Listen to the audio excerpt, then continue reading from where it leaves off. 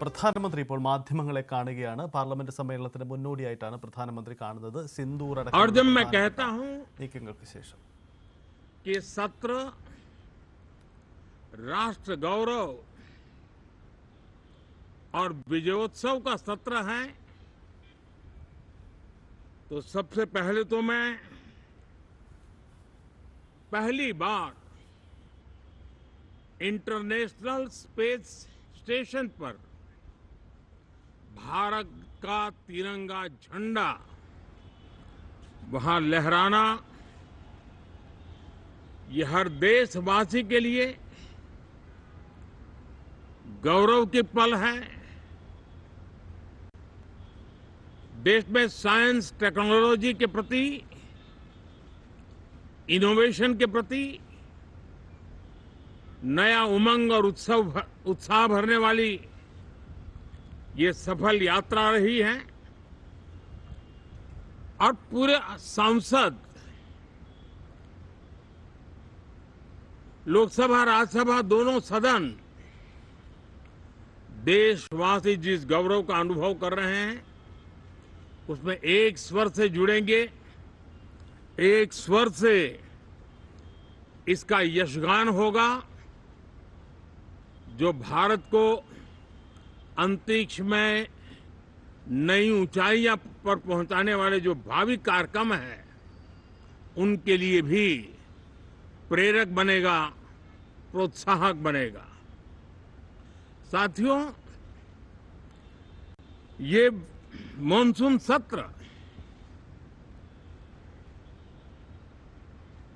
एक विजयोत्सव है। पूरी दुनिया ने भारत की सैन्य शक्ति का, भारत के सैन्य के सामर्थ्य का रूप देखा है। ऑपरेशन सिंदूर में भारत की सेना ने जो लक्ष्य निर्धारित किया था 100% अचीव किया। आतंकियों के आकाओं के घर में जाकर के 22 मिनट के भीतर भीतर ऑपरेशन सिंदूर के तहत उसको जमींदोज कर दिया गया। और मैंने बिहार की एक कार्यक्रम में इसकी घोषणा की थी, जो हमारी सैन्य शक्ति ने बहुत ही कम समय में सिद्ध करके दिखा दिया। और इसमें मेड इन इंडिया सैन्य शक्ति का ये नया स्वरूप, इस पर भी दुनिया बहुत आकर्षित हुई है। इन दिनों विश्व के जिन जिन लोगों से मिलना होता है तो भारत के इस मेड इन इंडिया जो औजार तैयार हो रहे हैं उसके प्रति दुनिया का आकर्षण बढ़ रहा है। मुझे विश्वास है कि जब सदन इस विजयोत्सव को एक स्वर में विजय के भाव से इस सत्र के दरमियान उन ओजस्वी तेजस्वी भावनाओं को प्रकट करेगा, तो भारत की सैन्य शक्ति को बल मिलेगा, प्रोत्साहन मिलेगा, देशवासियों को प्रेरणा मिलेगी। और सैन्य क्षेत्र में जो रिसर्च, इनोवेशन और मैन्युफैक्चरिंग हो रहे हैं, made in India defence equipment बन रहे हैं, उसको भी एक बल मिलेगा। और जो भारत के नौजवानों के लिए नए रोजगार के अवसर पैदा करेगा। साथियों, ये दशक हम एक प्रकार से देख सकते हैं कि शांति और प्रगति कंधे से कंधा मिलाकर के आगे बढ़ने के कदम कदम पर प्रगति के एहसास करते रहे।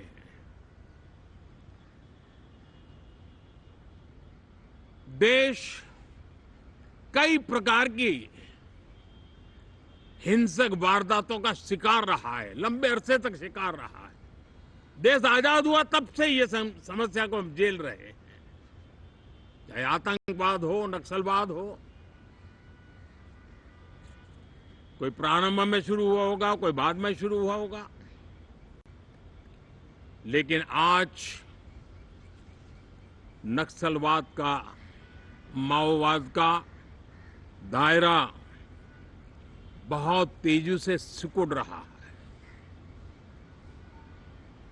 माओवाद को, नक्सलवाद को जड़ से उखाड़ने के संकल्प के साथ देश के सुरक्षा बल एक नए आत्मविश्वास से, तेज गति से सफलता की ओर कदम रख रहे हैं।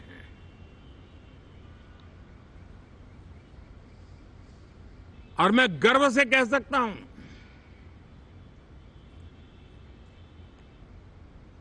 देश में सैकड़ों जिले नक्सल की चपेट में से निकल करके आज मुक्ति का सांस ले रहे हैं। हमें गर्व है कि बम, बंदूक और पिस्तौल के सामने हमारा देश का संविधान जीत रहा है। हमारे देश का संविधान विजयी हो रहा है। देश के उज्जवल भविष्य के लिए साफ दिख रहा है कि कल तक जो रेड कॉरिडोर थे, वो आज ग्रीन ग्रोथ जोन में परिवर्तित होते नजर आ रहे हैं। साथियों, एक के बाद ऐसी घटनाएं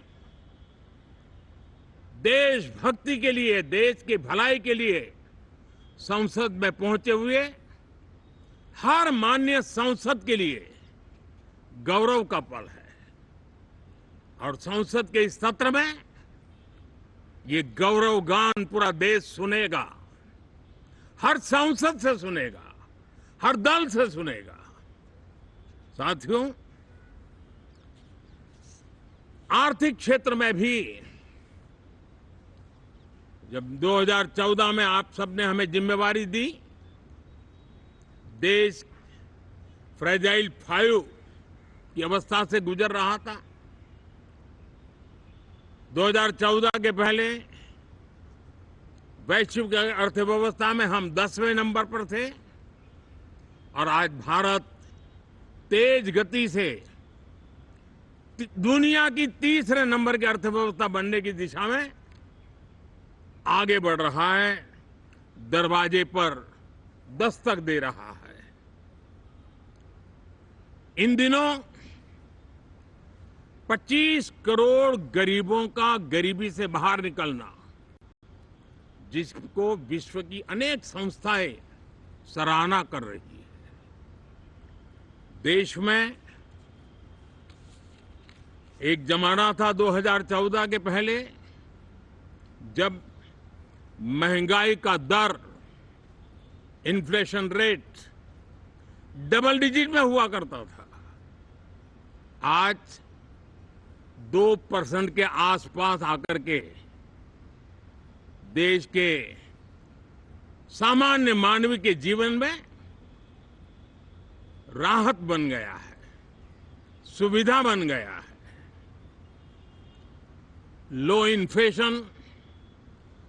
लो इन्फ्लेशन के सामने हाई ग्रोथ एक अच्छे विकास यात्रा की दिशा है।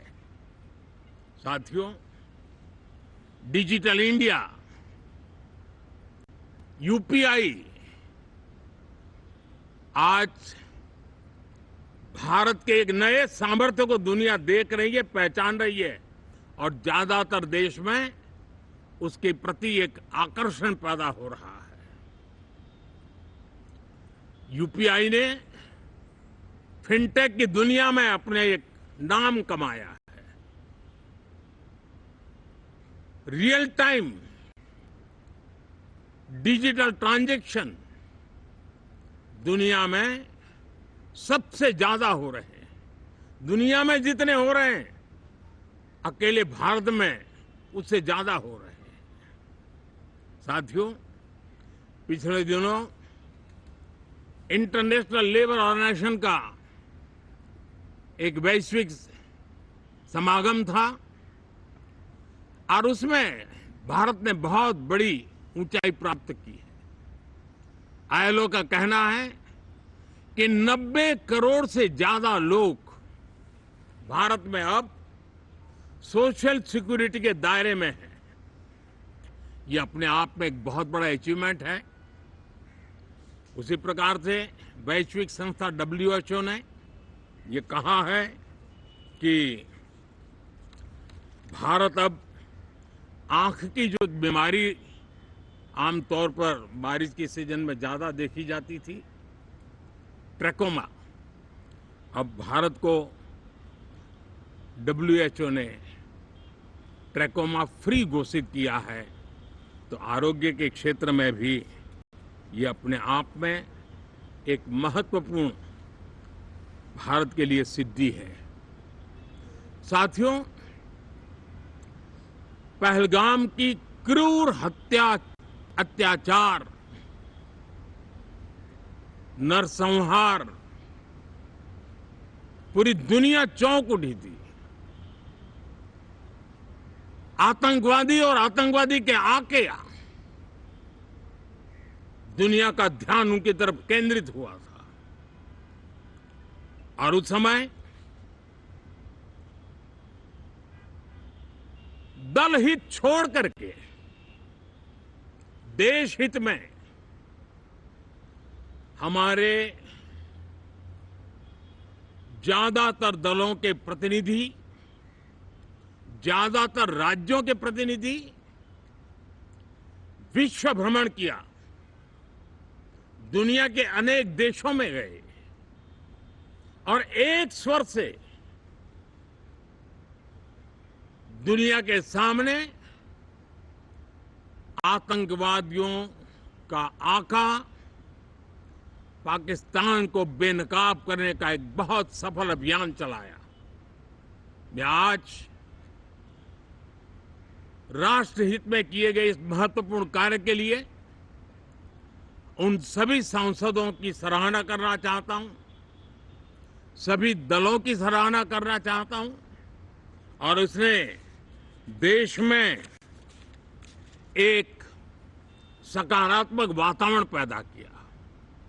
विश्व ने भारत की बात को स्वीकार करने की दिशा में अपने मन के द्वार खोले और इसके लिए ये हमारे सांसदगण, हमारे राजनीतिक दल सराहना करने के मेरे लिए सौभाग्य है।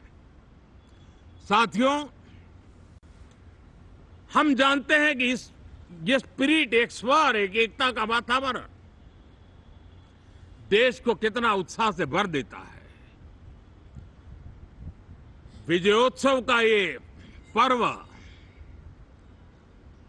इस मानसून सत्र में भी उसी भाव से प्रकट होगा।